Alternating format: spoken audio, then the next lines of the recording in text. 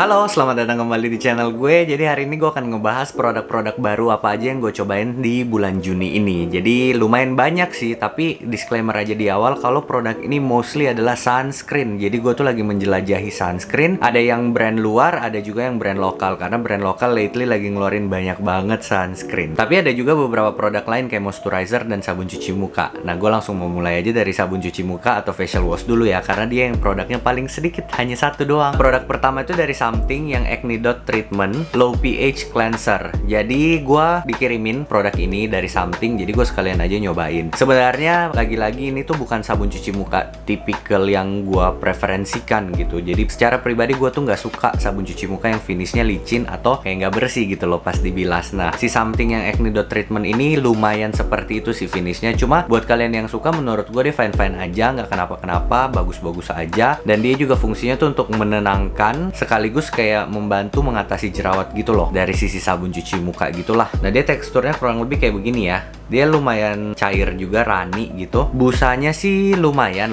ada, tapi bukan yang kayak banyak banget gitu kan. Ngerti lah ya maksud gue. Dan satu hal yang gue kurang suka juga dari sabun cuci muka ini, karena dia kandungan utamanya itu ada shea buckthorn, dimana secara pribadi, lagi-lagi nih urusan pribadi, gue itu memang kurang cocok sama produk apapun yang mengandung shea buckthorn. Jadi ya, gue masih prefer sabun cuci mukanya Something yang satunya tuh yang low pH gentle jelly cleanser yang biru kuning. Nah itu so far masih jadi number one favorit gue untuk sabun cuci muka. Selain itu dia ada kandungan succinic acid, trihalos atau gimana sih bacanya, hydrolyzed L-gin, tea tree oil, dan green tea water. Jadi memang dia fungsinya tuh untuk fokus utamanya adalah untuk jerawat, karena succinic acid itu sebenarnya mirip dengan salicylic acid. Nah, sekarang gue mau lanjut ke produk kedua. Sebelum masuk ke sunscreen yang super banyak itu, gue mau ngebahas dulu moisturizer yang baru gue cobain di bulan Juni ini. Ini tuh dari White Lab yang Ceramac Barrier Moisturizing Gel. Jadi kandungan utamanya ada ceramide tipe 4, Mugwort, Marine Collagen, Hyalucomplex 10. Dia itu teksturnya jelly, memang sesuai dengan namanya yang kayak gel banget gitu, sampai gel bening gitu lah ya. Dia lumayan ada wanginya juga karena dari Mugwortnya deh. Somehow gue ngerasa itu adalah bau Mugwort, cuma tetap aja kayak ada sedikit wangi yang enak. Kalau Mugwort kan, kalau gue pribadi sih gue ngerasa bau Mugwort tuh kayak bau lumut, kayak biasa ada di masker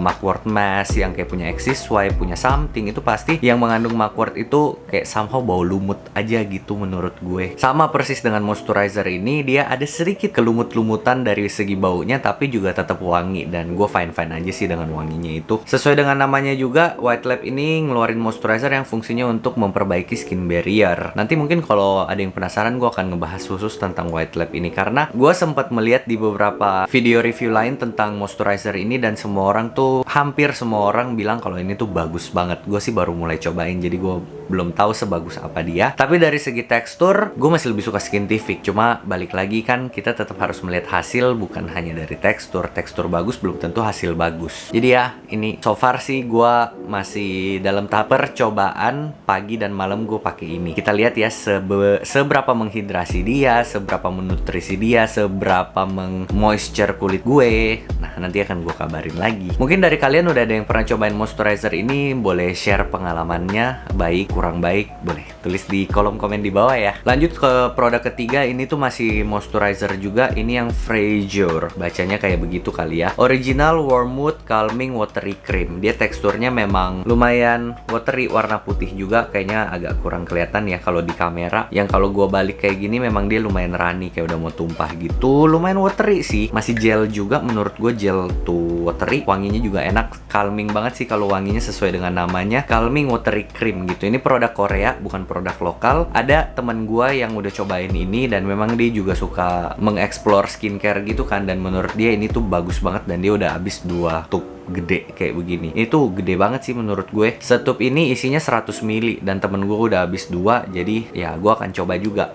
pelan-pelan karena ini banyak banget dan gue nggak tahu sampai kapan baru habis. Kalau dari segi kandungan utama, dia kan nulisnya di sini wormwood ya. Gue tuh sempat Google cari wormwood itu apa. Jadi itu sejenis tanaman. Nanti gue kasih gambarnya di sini. Gue belum mempelajari manfaatnya secara lebih dalam lagi untuk kulit itu apa. Cuma dia lumayan banyak dipakai di pengobatan zaman dulu maksudnya, pengobatan zaman dulu untuk membersihkan usus. Ada juga katanya yang bisa berfungsi untuk kesehatan jantung, jantung. Memang banyak juga dipakai di kandungan sabun, skincare, kosmetik, tapi gue belum mempelajari secara detail lagi gitu loh. Dan wormwood itu juga banyak dipakai di ini, alkohol. Itu yang gue baca ya. Nanti gue coba dulu, kalau bagus gue share, kalau kurang bagus kayaknya gue nggak akan bahas terlalu dalam sih tentang Fraser ini. Oke, produk selanjutnya tadi 3 udah gue bahas, 1 facial wash dan 2 moisturizer. Sekarang gue akan ngebahas kurang lebih ada 7 produk dan semuanya sunscreen. Jadi kalau kalian males ngebahas tentang sunscreen, mungkin bisa skip video ini, karena mulai sekarang sampai akhir video itu aku akan membahas tentang sunscreen semua, karena gue lagi gila-gila sunscreen aja. Yang pertama akan gue bahas dari brand lokal dulu. Ini dia produknya, ada 3 dari Azarin, yang Hydra Maxi Sunscreen Serum, kemudian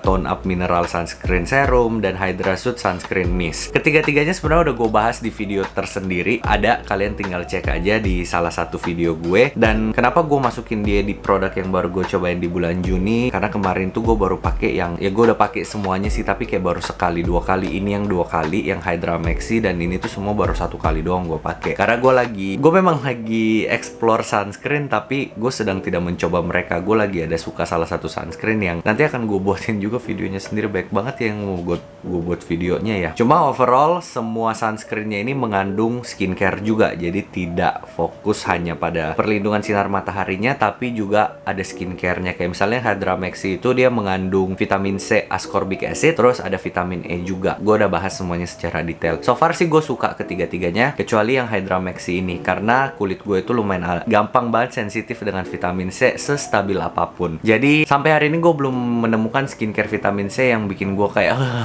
gue harus punya lu gitu. Belum ada. Yang ini juga baru 2 kali gue pakai, karena yang udah gue bilang di video sebelumnya, kalau gue pakai ini selama 2 kali itu, dua kalinya kulit gue gatel. Jadi di area sini, di muka gue area sini tuh super gatal. Entah kulit gue yang aneh atau memang dari produknya yang gak cocok di gue. Ya berarti dari gue nya juga sih semuanya. Sedangkan kalau mineral sunscreennya ini tone up-nya gue suka banget. Itu dari first impression sih ya. Dia lumayan tone up-nya bagus, nggak abu-abu. Dan kalau untuk yang sunscreen mist-nya ini gue sukanya ya simple, karena dia mist, cuma somehow setelah beberapa jam gue pakai, dia oil controlnya nggak ada. Jadi lumayan berminyak muka gue kalau udah pakai dia. Gitulah, gue nggak akan bahas terlalu detail karena udah gue bahas di salah satu video gue sebelumnya. Silahkan ditonton. Lanjut, sunscreen selanjutnya masih dari produk lokal juga, baru keluar juga dari Studio Tropic. Dua-duanya yang judulnya tuh SPF, tapi SPF di sini tuh Skin Pretty Filter. Jadi lumayan kreatif juga sih Studio Tropic. Yang satu Mint Corrector Hybrid Sunscreen, yang satunya Peach Corrector Hybrid Sunscreen. Jadi kedua sunscreen ini perbedaannya adalah di warnanya. Kalau yang Mint ini cocok untuk kalian yang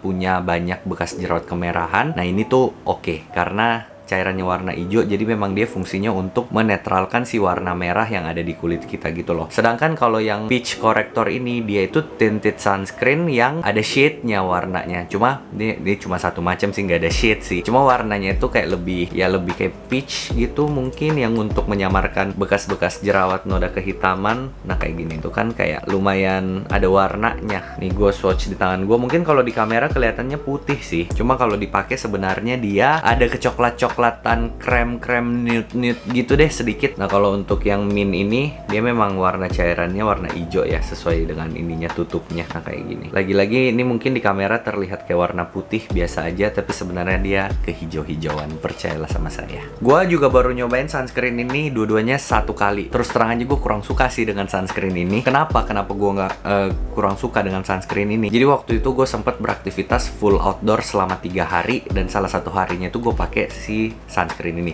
Salah 2 harinya deh, jadi 1 hari ini, 1 hari yang ini. Terus apa yang gue temukan adalah ketika gue udah beraktivitas lama gitu, ternyata sunscreennya tuh somehow kayak berpasir gitu. Jadi pas gue pegang, kan gue pakai sunscreen sampai leher, belakang kuping gitu kan. Pas gue kayak gini, seret, gue pikir gue dakian gitu. Gue sampai mikir kayak, perasaan tadi gue mandi kok gue dakian ya. Emang itu siang sih. Makin gue gini, loh kok nggak kayak daki, karena dia warna putih, bukan piling juga sih, karena memang teksturnya kayak pasir gitu loh, lumayan kasar. Terus Terus akhirnya pulangnya gue selesai beraktivitas, gue melakukan pengetesan terhadap kedua sunscreen ini. Gue gosok, terus kayak gue diemin aja gitu. Terus nggak lama ternyata memang sunscreennya yang berpasir. Jadi gue pikir gue yang ketempelan sama pasir gitu kan, karena gue aktivitasnya outdoor. Ternyata tidak, dari sunscreennya. Tolong koreksi gue kalau gue salah, atau mungkin bener gue ketempelan pasir, karena kan ya debu segala macem, gue nggak tahu. Cuma kalau ternyata ada yang merasakan hal yang sama juga boleh tolong komen di bawah. Itu preferensi gue aja yang